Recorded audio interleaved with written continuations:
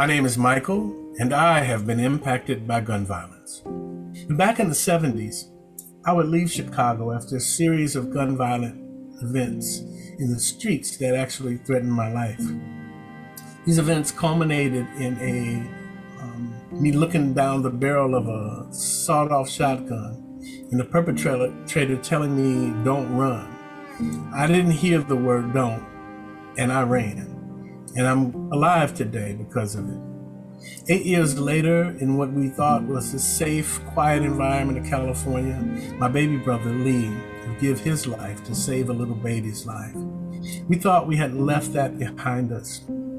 We thought it was back there in Chicago, but it turned out that it was leaking out everywhere. My younger brother Lee was the good brother.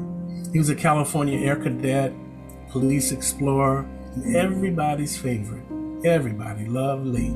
Lee was doing someone a favor by giving them a ride somewhere that night. And when they arrived, they revealed a brown paper bag with a gun in it and the evil plan that they had to harm our family. And Lee tried to stop him. So he shot Lee, under the right eye. The girl's brother came out. He shot the brother. When he walked into the house, the neighbor was standing by the refrigerator. He shot him, shot the mother several times, who was holding his newborn baby, and he put the gun to the baby's head. And when he pulled the trigger, the gun was empty because Lee took the bullet that would have been for that baby. The perpetrator had dumped Lee out on Normandy on the way home.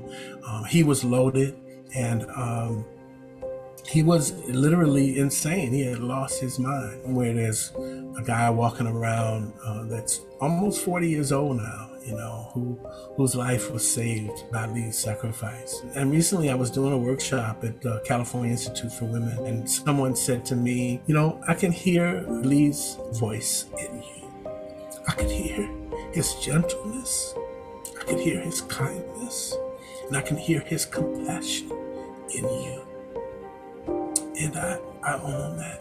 I own that today because he does live through me. Formerly, I never talked about it, but now I do talk about it. I share about it because I know that there are others, especially men, that are experiencing this too.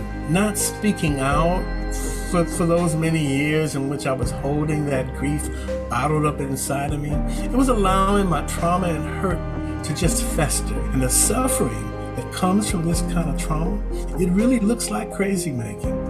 I thought I was losing my mind, but finally I reached out and I learned that we are only as sick as our secrets. And if we don't tell our story, we can't change our story. Joined one aim in honor of my elementary-aged self, who walked through the neighborhood of Woodlawn when it was literally burning with gun violence. I love the coalition calls because they prove that what's talked about comes about. I've seen the action resultant from these calls and the intentions that they generate. I also love being inspired by the poets and spoken word artists who remind me that my city, Shy City, Cry City, can become a change city. I'm a facilitator and a board member for the Freedom to Choose Prison Project. We teach experiential, compassionate education inside of 6 California prisons. Our material, our self-study course, is inside of 33 California prisons. Work that we do reduces violence in prison. It increases compassion amongst the participants and the correctional officers and reduces recidivism.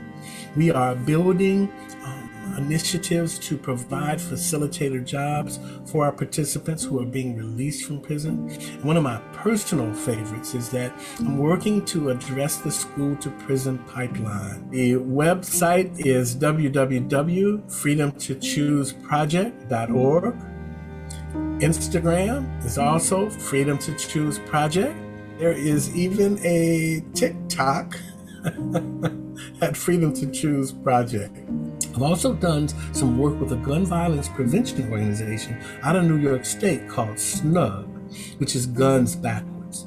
They empower credible messengers to reduce retaliation in the neighborhood and to inspire a reduction in gun violence, and they're very effective. I've been also a part of an initiative to teach them coaching skills, get them certified so they can apply these skills to their inner city relationships. My message to those who have been affected by gun violence is Sawubona. Sawubona means I see you. We see you. You are not alone. And not only are there others in your village that have been impacted, we are not victims. We are the voices of those who were victimized by gun violence. Our voice will not be silenced. My name is Michael, and I am in the fight to end gun violence.